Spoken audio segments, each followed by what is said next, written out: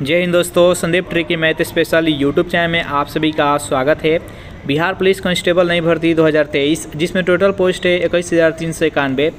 इस पोस्ट के लिए ये प्रैक्टिस सेट नंबर 15 है। 1 से लेकर 14 तक नहीं देखे होंगे तो इसके लिए प्लेलिस्ट बना दी है, वहाँ से जाकर आप सारी वीडियो एक एक करके देख सकते हैं। इस वीडियो में 50 अति महत्वपूर्ण प्रश्न देखने वाले हैं, तो इस वीडियो को अंत तक देखिएगा। वीडियो स्टार्ट करते हैं और चलते हैं हम प्रश्न की तरफ। पहला प्रश्न है आपके सामने कि आंग्ल नेपाल युद्ध किसके शासनकाल में हुआ था? Lord Cornwallis, Lord Hastings, Lord बेलेजली और वॉरेन हेस्टिंग्स। बताइए यहाँ पर एक नंबर प्रश्न का सही आंसर क्या है? आंग्ल नेपाल युद्ध किसके शासनकाल में हुआ था? तो जो भी कैंडिडेट यहाँ पर ऑप्शन नंबर बी के साथ जा रहे हैं, लॉर्ड हेस्टिंग्स बता रहे हैं, बिल्कुल ही सही जवाब है। सेकेंड प्रश्न आपके सामने बेहद इंपॉर्टेंट प्रश्न है कि लॉर्ड कॉर्नवालिस का अस्थायी बंदोबस्त लागू किया गया, यानी लॉर्ड कॉर्नवालिस ने अस्थायी बंदोबस्त कब लागू किए थे? 1787 में, 1789, 1790 और 1793। बताइए यहाँ पर सेकेंड नंबर प्रश्न का सही आंसर क्या है? जो भी कैंडिडेट यहाँ पर ऑप्शन नंबर डी के साथ जा रहे हैं, बिल्कुल ही सही जवाब है। 3 नंबर प्रश्न है आपके सामने कि मुंगेर के बरहिया ताल विरोध का उद्देश्य क्या था? चारों ऑप्शन देख लीजिए और बताइए यहाँ पर 3 नंबर प्रश्न का सही आंसर क्या है? तो जो भी कैंडिडेट यहाँ पर ऑप्शन नंबर ए के साथ जा रहे हैं, वकास भूमि की वापसी की मांग, बिल्कुल ही सही जवाब है।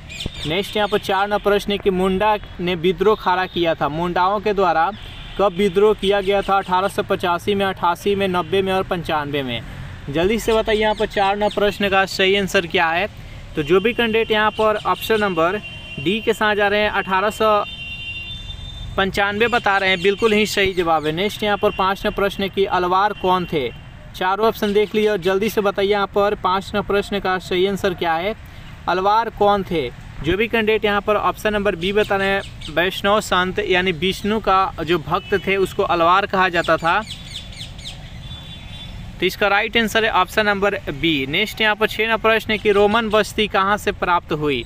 ऑप्शन नंबर इसका ए है कालीबंगा से, बी है अरिका मेडू से, सी है रंगपुर से और डी है सतारा से। बताइए यहाँ पर 6 नंबर प्रश्न का सही आंसर क्या है? तो जो भी कैंडिडेट यहाँ पर ऑप्शन नंबर बी बता रहे हैं, अरिका मेडू, बिल्कुल ही सही जवाब है। जो भी कैंडिडेट एसएससी जीडी कांस्टेबल का तैयारी करना चाहते हैं तो उसके लिए बेहतरीन बुक है चक्षु पब्लिकेशन का, तो इस बुक को परचेज कर सकते हैं। और उसके लिए बेहतरीन प्रैक्टिस सेट के लिए इस दोनों बुक को आप परचेज करके अच्छे से तैयारी कर सकते हैं। तो जल्दी से इस बुक को परचेज कर लीजिए। चलिए नेक्स्ट क्वेश्चन देखते हैं। नेक्स्ट यहाँ पर 7 नंबर प्रश्न है आपके सामने, बेहद इंपॉर्टेंट प्रश्न है। इनमें से किस शासक ने बहुचर्चित सिल्क रूट को नियंत्रित किया और उसके द्वारा लाए गए राजस्व से लाभ प्राप्त किया? पार्शियन, सातवाहन, कुषाण और शक। बताइए यहाँ पर 7 नंबर प्रश्न का सही आंसर क्या है?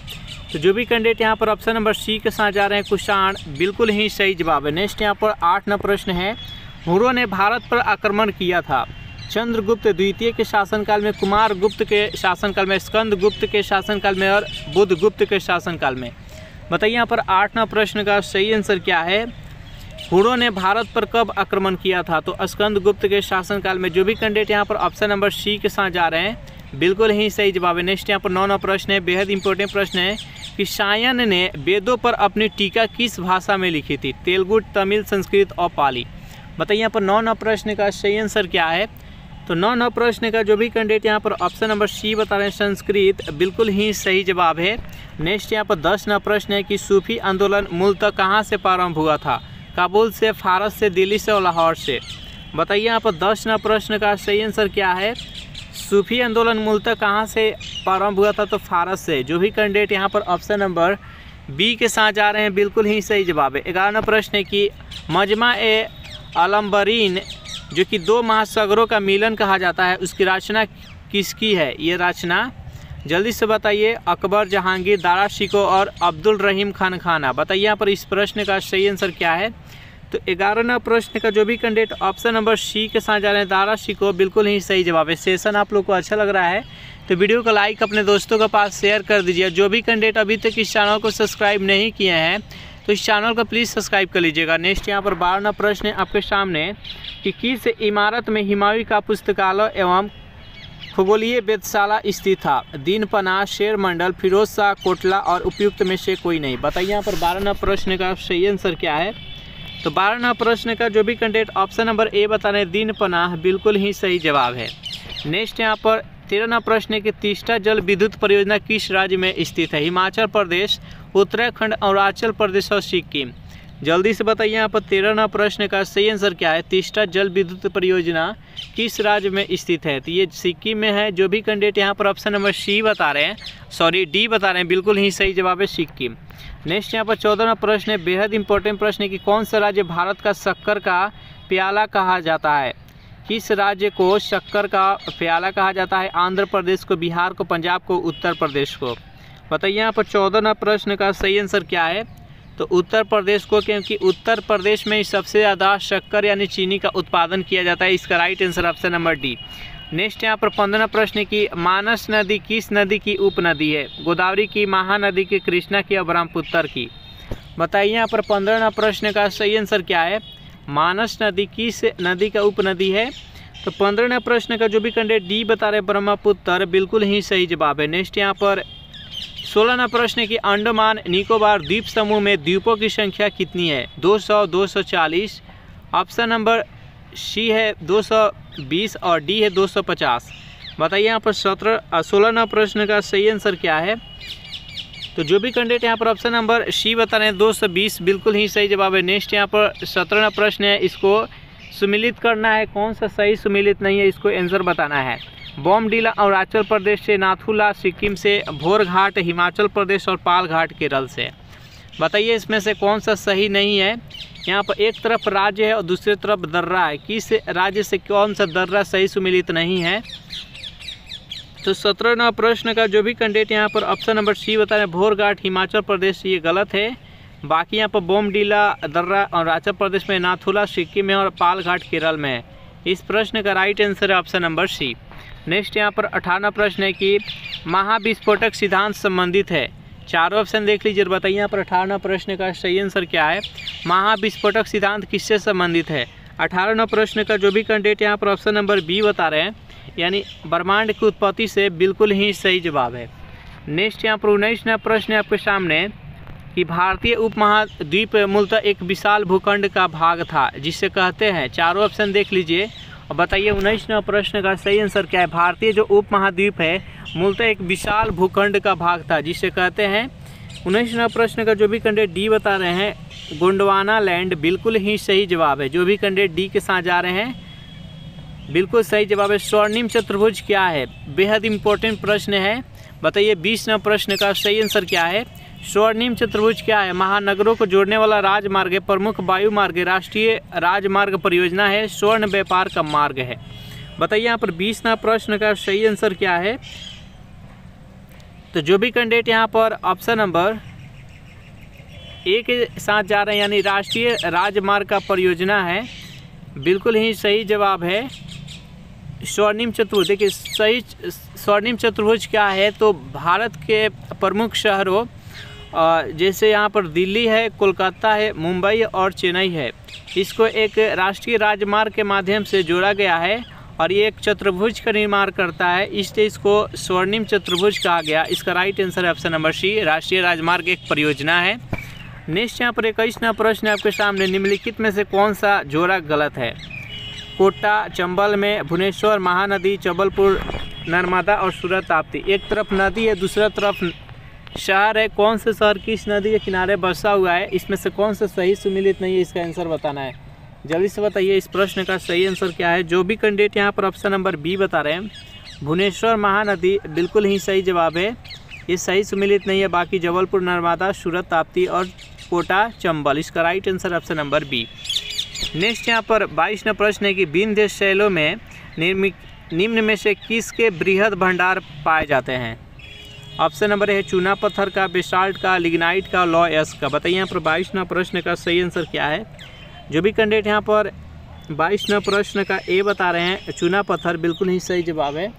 अगर इस सेशन का आप लोग का पीडीएफ चाहिए तो उसके लिए टेलीग्राम ग्रुप बनाते हैं, जिसका लिंक इसी वीडियो के नीचे डिस्क्रिप्शन में मिल जाएगा, वहाँ से ज्वाइन करके इसका पीडीएफ डाउनलोड कर सकते हैं।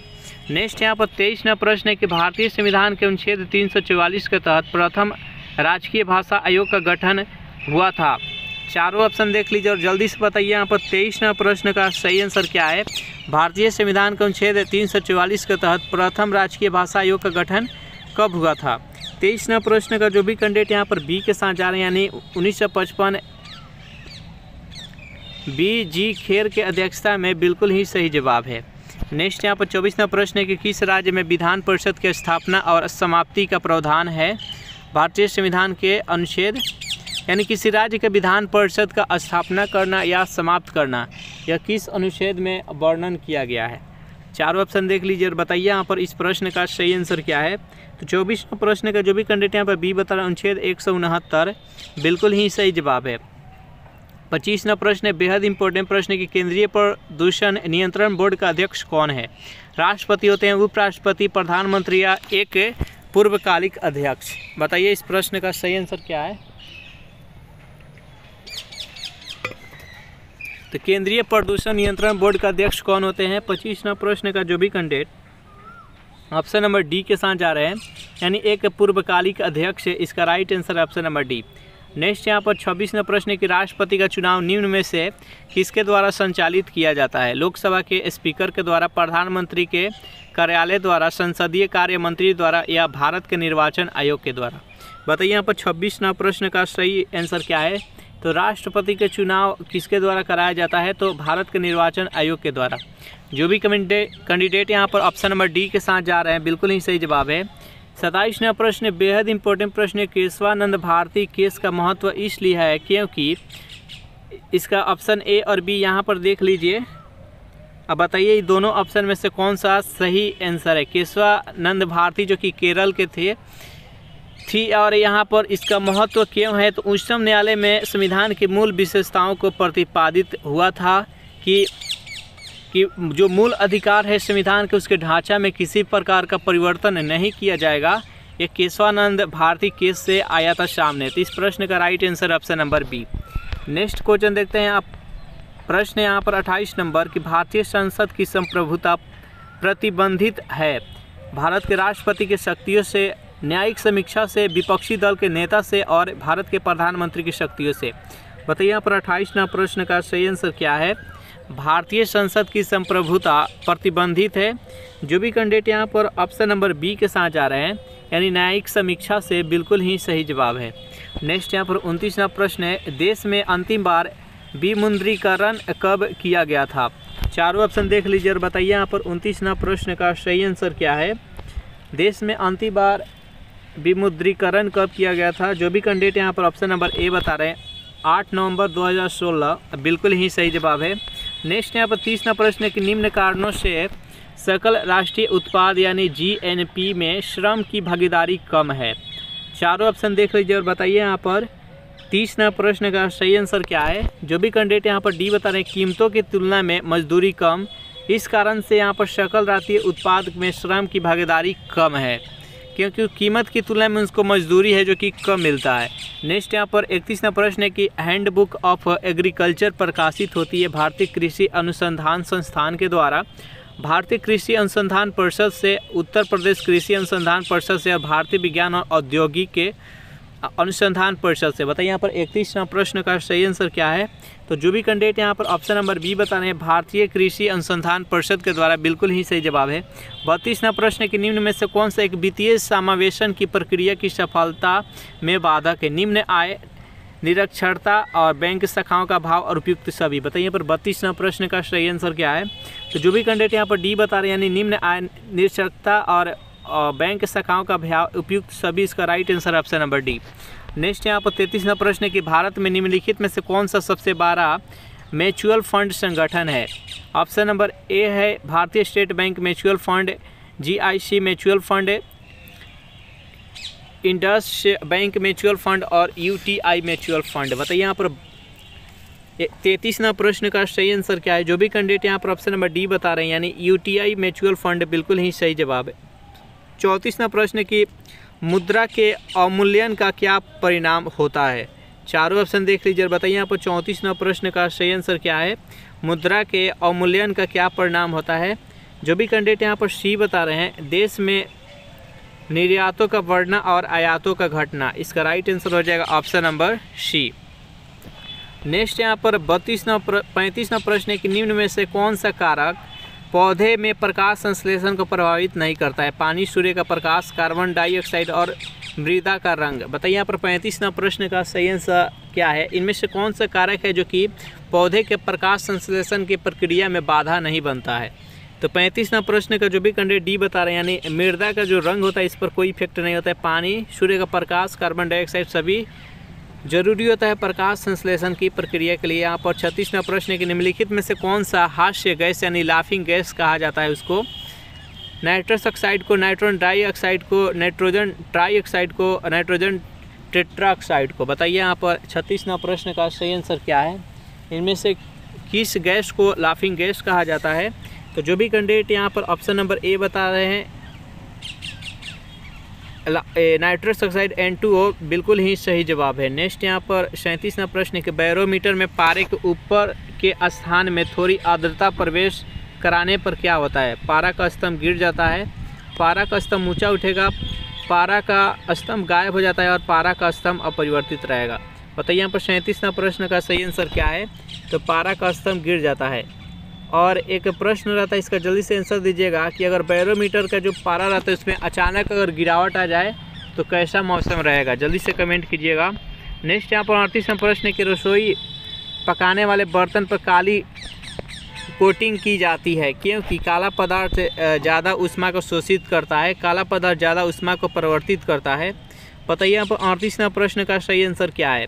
तो जो काला प्रकाश होता है ज़्यादा ऊष्मा को अवशोषित करता है, इसका राइट आंसर है ऑप्शन नंबर ए। श्वेत जो रहता है वस्तु वो प्रकाश को ज़्यादा परिवर्तित करता है।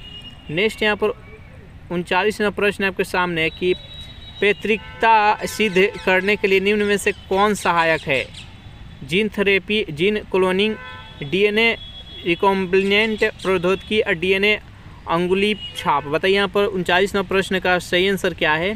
तो पैतृकता सिद्ध करने के लिए निम्न में से कौन सहायक है? तो DNA अंगुली छाप, इसका राइट आंसर है ऑप्शन नंबर डी। नेक्स्ट यहाँ पर 40वां प्रश्न है कि मोटर कार के धुएं से मानसिक रोग पैदा करने वाला प्रदूषक कौन सा है?